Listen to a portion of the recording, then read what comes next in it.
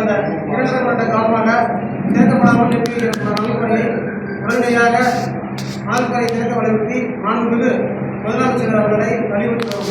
இதை நம்பி 1 லட்சத்துக்கும் மேற்பட்ட டிப்பர் லாரிகள் வாழ்வாதாரத்தை இருந்து கடந்த 2.5 ஆண்டுகளாக வாகனத்தை கட்ட நிதி நிறுவனத்தை கட்ட முடியாமல் தொழில் செய்யாமல் பெருத்த சிரமத்துக்கு ஏற்பட்டு வருகிறது. இதனால் கிராவல் பொறி, எம்சான், பீசான் மற்றும் அனைத்து வகையான கனிமூலங்களை மலிவான விலைக்கு கட்டுமான பொருட்கள் கிடைக்கும் வகையில் செய்து தருமாறு மாண்புமிகு ஜோசப் விஜய் அவர்களை தாழ்மையுடன் வலியுறுத்தி கேட்டுக்கொள்கிறோம்.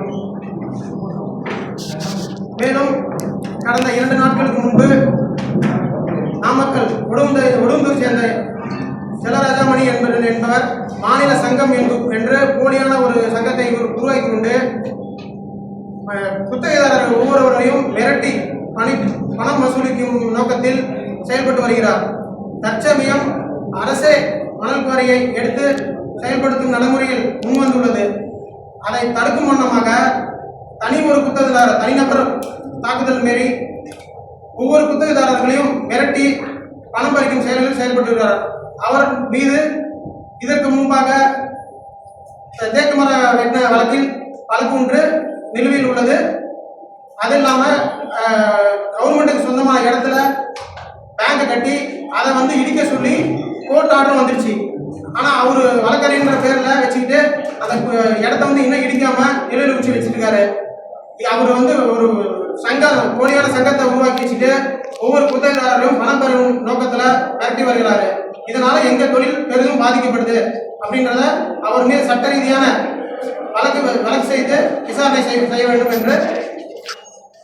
அதாவது தமிழகத்தில் லாரி உரிமையாளர் ஓட்டு போட்டு தேர்ந்தெடுக்கப்படாத லிஸ்ட் பண்ணி மாநில சமூக தலைவர் என்ற நாமக்கல் மாவட்டம் உடும்பூர் சேர்ந்த செலானா சபை அவர்கள் 2012 மேலதான் அவர் வெளிவரார்.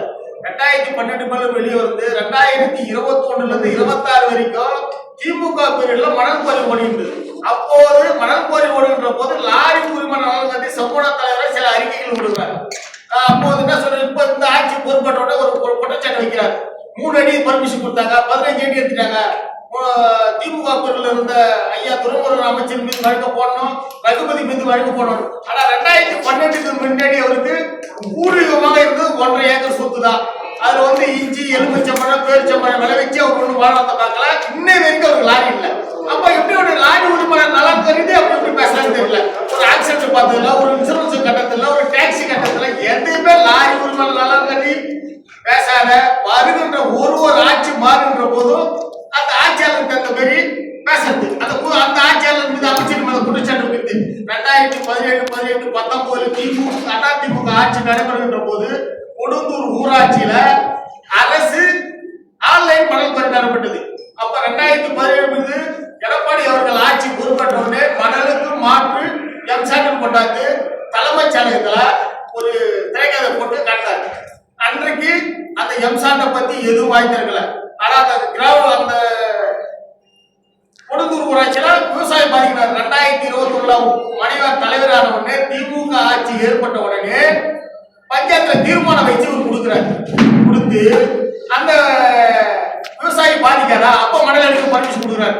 ஆனா திமுக ஆட்சியில மணல் ஓடுகின்ற போது இவர் லாரி உரிமை நலன் கருதி பேசுகின்ற ஒரு தலைவரா இருந்தா, இல்ல ஒரு தொழில் பண்றா, ஒரு சங்கம் வச்சுக்கிறா, ஒரு பிளாட் பண்றவங்க கடை வச்சுக்கிறாங்க, அவங்க கடை வச்சுக்கிறாங்க, சங்கம் இருக்குது பேசலாம். ஆனா இது லாரியே இல்லாத அப்போதெல்லாம் 19 மாசம் மணல் குவாரி ஓடி 4730 கோடி ஊழல் நடைபெற்று நான் சொல்ல வரல. மத்திய அரசால் இடி ரைடு கம்போஸ் டைரக்ட் வழக்கு பதிவு பண்ணது. அப்போதெல்லாம் வாய் திறக்காத. அப்போது போலி பர்மிட் வந்தது. 500 ரூபாய் அந்த பர்மிட் 600 ரூபாய் ஆச்சு, 600 ரூபாய் அந்த பர்மிட் 700 ரூபாய் ஆச்சு. அதை பத்தி எல்லாம் எப்போதுமே வாய் திறக்கிறது இல்லை, எதுவுமே பேசுறது இல்லை. எப்பனா புது அரசு ஒரு மணல் பொறியை கிரவ பொறியை திறக்கின்ற போது அந்த கடந்த ஆட்சி திமுக ஆட்சி துரைமுருகன் 1000 கோடி ஊழல் பண்ணிட்டார், ரகுபதி ஊழல் பண்ணிட்டார். ஆனா இவருக்கு ஒண்ணுமே கிடையாது. 2012 மேல வெளியே வந்து இன்னைக்கு கிட்டத்தட்ட 900 கோடிக்கு மேல சொத்து இருக்குது.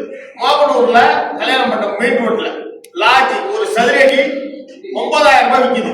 கொடுந்தூர் ஊராட்சியில நிதிநீர் காவேரி ஆற்று படிக்க ஆக்கிரமிப்பு பண்ணி பேங்க் கட்டி வாடகை வச்சுக்கிறாரு. இவருக்கு பொண்டாட்டி மனைவர் இவருக்கு எப்படி சொத்து வருது? ஒரு லாரியே இல்லாத எப்படி லாரி உரிமையாளர் நல்லா தெரிஞ்சு பேசுறேன்னு தெரியல. எப்படா ஒரு மணல் கோரியே கிராம கோரி தெரிஞ்சுட்டோம்னா ஒரு பேட்டி ஒரு பிரஸ் மீட் வைக்கிறது. அந்த அரசு கொள்ள பண்ணிச்சு, துறைமுருகன் அதை பண்ணாரு, இதை பண்ணாரு, அதிமுக ஆட்சி வந்த பிறகு இந்த அரசு வந்த அதை செய்யுது. இது வந்து லாரி உரிமையாளருக்கு இந்த அரசு நல்லது செய்யுமா செய்யாதான்றது அது கேள்விக்குறி, அது அப்புறம். ஆனா எங்களை பொறுத்த வரைக்கும் இந்த அரசு கிட்ட நாங்க போராடி போன 2001 இருந்து 2026 வரைக்கும் போராடுறது பெரிய போராட்டம். ராத்திரம் ஸ்டேடியம் நாங்க வைக்காத போராட்டம் இல்ல, நாங்க வைக்காத ஆர்ப்பாட்டம் இல்ல, எங்களுக்கு மணல் கோரி இல்ல, கிராம கோரி இல்ல, சவுடு கோரி திறக்கல. இப்ப மழை காலம் வந்து விட்டது, சவுடு கோரி என்னன்னு தெரியல, 2 மாசம் ஆச்சு. கிராம கோரி என்னன்னு தெரியல, இதெல்லாம் கேள்விக்குறி. இவர் எப்போதெல்லாம் ஒரு அரசு வருகிறது அப்போது ஒரு பேட்டி பிரஸ் மீட் வைக்கிறது. 1000 கோடி 2000 கோடி 50,000 கோடி வர அரசு வருவது. நான் என்ன கேட்கிறேன்னா, இதே செல்லராசமணிய ஏன் 4,730 கோடி ஊழல் பண்ணது யாரு? எஸ்ஆர் நிறுவனம். ஏன் அதை பத்தி வாய்ப்பு பேச மாட்டேன், அதை பத்தி ஏன் கேள்வி வைக்க மாட்டேன்? குடிச்சேன் நீ ஒரு பொதுவான மாநில சம்பள தாய்வு சொல்ற, ஆனா உங்க லாரியே இல்ல. டாக்ஸி கட்ட கூட வக்கு இல்லாத ஒரு தலைவரா நீ இருந்து கொண்டு அரசு எப்ப பார்த்தாலும் குறை சொல்றது, எந்த அரசு வந்தாலும் குறை சொல்றது. இப்ப நீ இப்படி மிரட்டினா யாருன்னா இந்த அரசுல யாருன்னா செகண்ட் சேர்த்து குத்து தருவாங்க, அவங்க மிரட்டு ஒரு அடி போடுறது. இப்படி இந்த அரசு கிட்ட வந்து நாங்க லாரி உரிமையாளரா, நான் விழுப்புரம் மாவட்டம், இவர் சேலம் மாவட்டம், இவர் வந்து செங்கல்பட்டு மாவட்டம், இவர் திருவள்ளூர் மாவட்டம், நாங்க 28 மாவட்டம் இன்னும் அடுத்த வாரத்துல இதே இடத்துல தலைவர்களா மாவட்ட தலைவரா சேர்த்து பிரஸ் மீட் கொடுக்குறோம். ஏன்னா இவங்க முதல்ல நாங்க காப்பு பண்ணணும். இந்த அரசு முதல்ல இந்த அமைச்சர் மீது லஞ்ச ஒழிப்பு, துறைமுருகன் மீது, ரகுபதி மீது, திமுக அரசு 50,000 கோடி. ஆனா இவனுக்கு எப்படி சொத்து வருது? முதல்ல இந்த செல்லாராசமணி என்ற ஒரு நபரை ஒழித்தால் மட்டும்தான் இந்த லாரி தொழில் எங்களால நிம்மதியா செய்ய முடியும். நாங்க வாங்கின நிதி நிறுவனத்தை கடை கட்ட முடியல, வாடகை இல்ல, எதுவும் இல்ல, டாக்ஸி கட்ட முடியல. நான் இப்ப 4 எட்டு வச்சுக்கிறேன், 4 மாசம் ஆச்சு டாக்ஸி கட்ட, ஏன்னா ஓட்ட முடியல. ஏன்னா இன்னைக்கு சென்னையில சென்னை மண்டலத்தை பொறுத்த வரைக்கும் 13 மாவட்டம், இந்த சென்னை மண்டலத்தை சுத்தி இருக்கிற லாரி உரிமையாளர் இந்த சென்னை மின்சிப்பல் தான் வாழலாம். ஆனா இங்க வாழ முடியல. எப்படி வாழ முடியலாம்? கிணசில அவங்களுக்கு ஏழு, சென்னையில் அவங்களுக்கு 14 இல்லு 16 இல்லு இல்லீகலா ஏழு கொட்டி சென்னையில கிட்டத்தட்ட 300 ஏழு இல்லீகலா நடக்குது. ஆனா அரசுக்கு 10,000 கோடி வருவாய் ஏற்படுது. ஏன்னா அதை பத்தி பேச மாட்டான். ஏன் பேச மாட்டோம்னா செல்லாராசமணி வேண்டப்பட்ட சொந்தக்காரன், மாமா, மச்சா, சித்தப்பா, பெரியப்பா இதை ஏடு வச்சுக்கிறான். அதை பத்தி பேச முடியும். இப்ப நாங்க வந்து 6 வீடு 10 வீடு வச்சுக்கணும், எங்களால வாழ்வாதாரம் பண்ண முடியல. இந்த அரசுக்கு, இந்த முதலமைச்சர் அவர்களுக்கு மணல் கோரி திறக்கிறீங்களோ கிராம கோரி திறக்கிறீங்களோ எங்களுக்கு தெரியாது. எங்களுடைய வாழ்வாதாரம் மீட்டெடுக்கிறது தெரியாது.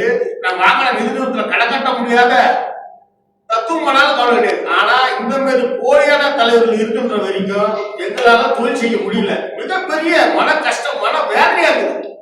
ஒரு நான் வந்து இன்னைக்கு வெள்ளை சட்டை போட்டுன்னா என் பிள்ளைங்கன்னா எது பிடிக்க தெரியாது. நான் வந்து என்ன நினைக்கிறேன்னா, நான் பிடிச்ச டீசல் வாசனை, கிரிசு வாசனை, டயரை தூக்கின வாசனை வானா என் பிள்ளைங்களை நல்லபடியா படிக்கணும்னு நினைக்கிறேன். படிச்சு ஒரு ஆளாக்கணும்.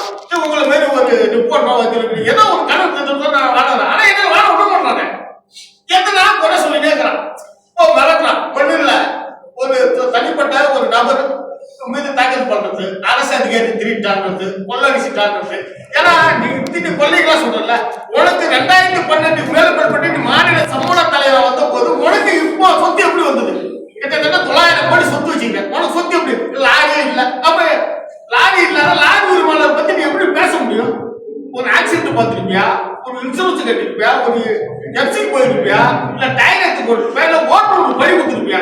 எதுவுமே இல்லாத ஏன்டா வரட்டும் மணல் வருத்தது உடனே நான் வந்து டைரக்டர் எழுதிட்டேன். பாருங்க ஆடியோடா பூரா பேர் போட்டேன். ஏங்க அந்த டைரக்டர் முன்னாள் டைரக்டருக்கு தெரியாத கடிம கொள்ள இப்ப நடந்திருக்காரு.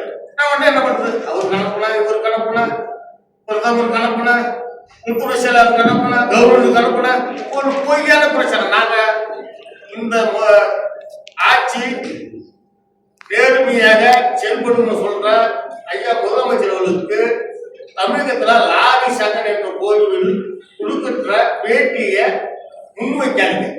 லாரி உரிமையாளரை கூப்பிட்டு எங்களுடைய கோரிக்கை கேட்டு அந்தந்த மாவட்டத்தில் நடக்கிற பிரச்சனைய வைங்க. இல்லையென்றா உங்க ஆட்சியில ஒரு வாரியத்தை உருவாக்குங்க. 38 மாவட்டம் இருந்தா 38 மாவட்டம் ஒரு ஆளை நியமிங்க பொதுவா. அதாவது என்னோட ஒரு 50 ஆண்டுகள் இந்த லாரி தொழில வச்சு லாப நஷ்டத்துக்கு கஷ்டப்பட்டவங்களை அவங்களை வைத்து அந்த ஒரு கோரிக்கை ஏற்று அந்த கிராம கோரிய மணல் கோரிய சீக்கிரமா திறக்கின்ற வேலையை பாருங்க.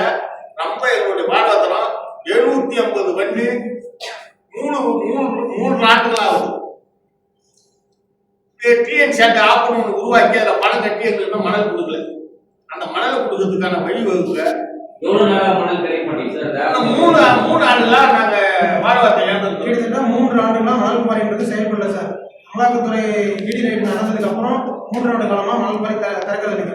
ஒவ்வொரு டைமும் மணல் குவாரி திறக்கணுன்ற அரசே நடத்தணுன்ற ஒரு முயற்சி செய்யும் போது இது ஒரு சிலரசாமணின்றவர் என்ன பண்றாருன்னா குத்தகைதாரர் ஒவ்வொருத்தரையும் மிரட்டி பணம் பறிக்கின்ற சூழ்நிலையில மாசம் எனக்கு இவ்வளவு அவ்வளவு பெரிய தொகையா கேட்டு மிரட்டுற சூழ்நிலை பண்ணும் போது அவங்க முன் வந்து செய்யறதுக்கு தயங்குறாங்க.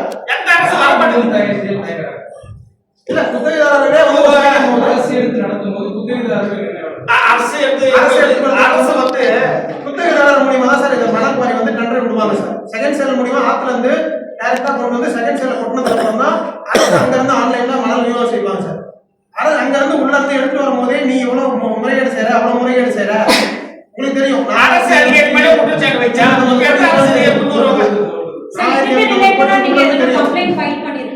நிறைய மனு, அதாவது இமெயில் இல்ல கொடுக்காத பெட்டிஷன் இல்ல எல்லாரும் எங்களால கடந்த காலத்துல அந்த துறை சார்ந்த ஐயா துறைமுருகன் ஐயா பார்க்க முடியல, ரகுபதி பார்க்க முடியல. இப்ப இந்த ஆட்சி பொறுப்பேற்ற பிற்பாடு இதோட 4 முறை பார்த்துட்டோம். என்ன சொல்றாங்க? நாங்க மனு கொடுத்துருக்கிறோம். இல்ல முறையா வந்து சொல்றாங்க கரெக்டா ப்ராப்பர் பண்ணணும். இதுல வந்து 50,000 கோடி 1 லட்சம் கோடி இப்ப நடுவில் கூட்டி இந்த மாதிரி பேசணும் பார்த்தீங்கன்னாங்க. டைரக்டர் முன்னாடி 11/6 ஒரு மீட்டிங் பண்ணாங்க. தமிழ்நாடு பூரா லாரி உரிமையாளரும் டைரக்டர் எல்லாம் அந்த இடத்துல லாரி சங்கத்துல இருக்கிறவங்க ஒற்றுமை இல்லாத ஒரு பிரச்சனை என்னன்னா இதே செல்லராசமணி என்ன சொல்றாரு, ஆந்திராவுக்கு இது கேரளாவுக்கும் கர்நாடகாவுக்கும் தமிழகத்திலிருந்து கனிமவளை வெட்டி எடுத்து 50,000 கோடி நஷ்டம் சொல்றாரு. அப்ப இந்த அரசு என்ன சொல்றது 200% நான் வெளி மாநிலத்துக்கு போனா வரி போடுன்னு சொல்றாரு. இன்னொரு தலைவர் நம்ம சென்னையில ஒருத்தர் இருக்கிறார், அவரு 109 லாரி இருக்குது. யுவராஜ் அவரு 109 லாரி இருக்குதுங்க. சொல்லி முடிச்சாரு. அவர் 109 லாரி இருக்குது. அவர் என்ன சொல்றாரு, ஆந்திராவில இருந்து கனிமவளத்தை கொண்டாடலாம், ஆந்திராவில இருந்து மணல் கொண்டாடலாம். இப்ப தமிழகத்துல இருந்து வெளி மாநிலத்துக்கு போனா அரசுக்கு தமிழக அரசுக்கு வருவாய் வருது. அப்ப ஆந்திராவில இருந்து இங்க வந்தா தமிழக அரசு வருவா வருமா? அது ஓவர்லோட்ல வருது. அதுதான் சொல்றாரு 12,000 ரூபாய் யூனிட் விற்கிறாங்க, மணல் 13,000 யூனிட் விற்கிறாங்க. மலேசியா மண் ஒன்றுன்றாரு. மலேசியா மண்ணு சென்ற ஆண்டு அண்ணா திமுக பிரிவுல ஒரு யூனிட் 800 ஆறுல 10,750 ரூபாய். அது நான் லாரி வச்சுருக்கேன். நான் அந்த கஷ்டம் தெரியும். நான் 10,750 ரூபாய்க்கு அந்த லாரி அவங்க வாங்கி அந்த மண்ணை எடுக்கிற சாதாரணமா போய் எடுக்க முடியாது. ஓட்டுநருக்கு லைசன்ஸ் இருக்கணும், இன்சூரன்ஸ் புகை டெஸ்ட் இருக்கணும். அது உள்ள போறதுக்கு சைலன்சர் அது இது அது ஒரு 2,000 பணம் கட்டணும். அந்த புள்ளதெல்லாம் போட்டுவோம். நான் பொதுமக்கள் என்ன வேலைக்கு விநியோகம் பண்ண முடியும் சொல்லுங்க? இப்ப திருட்டு மண் வந்தா பண்ணிடாது. நாங்க என்ன சொல்றோம்னா தமிழகத்துல ஆற்றுப்படையில பல இடத்துல மணல் வந்து தேங்கி இருக்குது, மழை காலத்துல வந்து தேங்கி இருக்குது. அதனால விவசாயி பாதிப்பு. அந்த இடத்த அறிவிச்சு மணல் போட்டா தமிழக அரசு டிஎன் ஷெட் ஆப்னு உருவாக்கி வச்சிருக்கு. 2,650 ரூபாய் அவங்க அந்த முறைப்படி அதை படுத்தி போட்டாங்கன்னா நாங்க ஒரு 5,000 ரூபாய்க்கு 6,000 ரூபாய்க்கு யூனிட்டுக்கு பொதுமக்களுக்கு விநியோகம் பண்ண முடியும். நாங்க 10,750 ரூபாய் கொடுத்து வாங்கி அந்த மலேசியா மண்ணு இறக்கிதான் தொழில் பண்ணணும்னு சொன்னாங்க. நாங்க 10,750 ரூபாய் கொடுத்து அந்த மண்ணை வாங்கி எங்களுக்கு 11,400 ரூபாய் அடக்கும். பொதுமக்களுக்கு நாங்க என்ன விலைக்கு கொடுத்தீங்க சொல்லுங்க? நாங்க வரி கொடுத்தோம். அரசு என்ன கேட்கிறோம், தேங்கி கிடக்கிற ஆற்றுப்படியில் இருக்கிற மணலை கொடுங்க. அரசுக்கு சொந்தமான ஏரியில கிராவலு சூளைக்கு மண்ணு கொடுங்க. இப்ப தூர் வாரம் கொடுக்குறீங்க. தூர் வாரம் தாய் சேர்ப்பதுல லாரி வச்சு மாட்டான். விவசாயிகள் பரிந்துரை கொடுக்குறீங்க. சார் பர்టిక్యులரா உங்களுக்கு மட்டும் தான் வந்து அந்த மாதிரி கனிம மண்ணெல்லாம் எடுக்கிறதுக்கு அலோவப்படுறீங்க. பொதுவாக நாங்க வந்து இந்த டிஎன் ஷெட் கவர்மெண்ட் வெப்சைட் ஆப்ல இருக்குதுன்னா 6/10 தான் இருக்குது. இந்த அரசு உத்தரவு ஜீவோவா தான் இருக்குது. 12 வில் 14 வில் 18 வில்லாம் இல்ல. இவங்க என்ன பண்றாங்கன்னா இதுக்கு எல்லாத்தையும் சேர்த்து அரசு ஜீவன் நாங்க என்ன சொல்றோம், கவர்மெண்ட் ஜீவனை பாஸ் என்னவோ அது பண்ணுங்கன்றோம். எங்களுடைய வாழ்வாதாரமே அரசு இருக்குதோ இல்லையோ, நாமக்கலை சேர்ந்த ஒரு செல்லாராசம்மணி, இங்க சென்னையில சேர்ந்த ஒரு யுவராஜ், எங்களால முடியல. ஒரு பக்கம் ஈவே பில்லு போடணும், அவங்க ஒரு பக்கம் ஓவர்லோடு ஒழிப்பு 4000 கிரசரை ஒழிக்கணும்னா 4000 கிரசர் இருக்குது. 1440 கிரசர் தான் பர்மிஷன். ஆனா 440 கிரசருக்கு மட்டும்தான் அனைத்து பர்மிஷன் இருக்குது. இப்ப இந்த 4000 கிரசருக்கான உள்ள பிரச்சனைய இவங்க ஒரு தலைவர் தேர்ந்தெடுக்கிறாங்க. இவரு வந்து செல்லாராசம்மன், இவரு யுவராஜ். இப்ப நான் 440 கிரசர்கள் அனைத்து சாட்டுக்கு அரசுக்கான வரி கட்டி ஓட்டுறேன். இப்ப 1400 கிரசர் ரூபாய் பாதி வரி கட்டுறாங்க. இது மொத்தமா 1800 கிரசர் அடைந்தா மீதி 2200 கிரசர் எந்த அரசுக்கான வரி விதியே கட்டத்தில்ல. அவன் இஷ்டத்துக்கு என்ன வேணா அறிவித்து என்ன வேணா பண்றது. ஆனா அந்த கிரசரு நானு இவ்வளவு வரி கட்டியும் அந்த 900 ரூபாய் எம்செட் கொடுக்குறான். எந்த வரி கட்டாத இவரும் 900 ரூபாய் எம்செட் கொடுக்குறாரு. இவரு 1440 ரூபாய்க்கு 1400 கிரசர் இவரு பாதி வரி கட்டணும் 900 ரூபாய் கொடுக்குறாரு.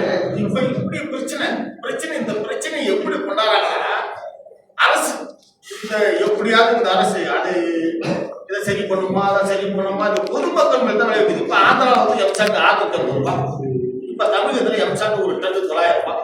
இப்ப நான் சென்னையில இருக்கிறேன். சென்னையில இருந்து எம்சாண்ட் வந்து பக்கத்துல காஞ்சிபுரம், ஒண்ணு விழுப்புரம், செங்கல்பட்டு மாவட்டம், இங்கதான் போயிட்டு நான் போய் வந்து எனக்கு 200 கிலோமீட்டர் எனக்கு டிரான்ஸ்போர்ட் செலவு பண்ண போனா ஒரு 1200 ரூபாய் வச்சாதான் எனக்கு வாடகை நிற்கும். ஆனா ஆந்திரா பார்டர்ல இருக்கிற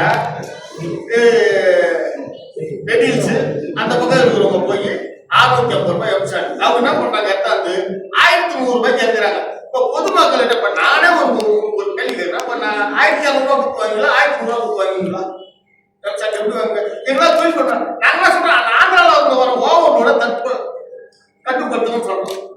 4 புறமா அமைச்சரை பார்த்து தலைமைச் செயலகத்தில் மனு கொடுக்குறோம். டைரக்டர் பேசிக்கிறோம். எந்த விதமும் நடைபெறவில்லை. எங்களுக்கு தமிழகத்துல இருக்கிற லாரி உரிமையாளர் நலன் கருதி மழைக்காலம் ஸ்டார்ட் ஆயிடுச்சு. அதுக்கு முன்னாடி சவுண்டு போவாங்க ஒரு தமிழகத்துல இருக்கிற ஆற்றுப்படிகள் இருக்கிற மணலை தேங்கிக்கிற மணலை எடுத்து அரசு நிர்ணயிச்ச பிற்பாடு விலை 2650 ரூபாய். அதன்படி எங்களுக்கு மணல் வாங்கணும்னு முதலமைச்சர் அவர்களுக்கு அமைச்சர் அவர்களுக்கு நம்ம கோரிக்கை வைக்கிறோம். இதுக்கு முன்னாடி கடந்த இந்த பகுதியை உங்களுக்கு வழங்கியோர் அசீனா மேக் ஓவர் அண்ட் ஆரிவர், ராமநாதபுரம்.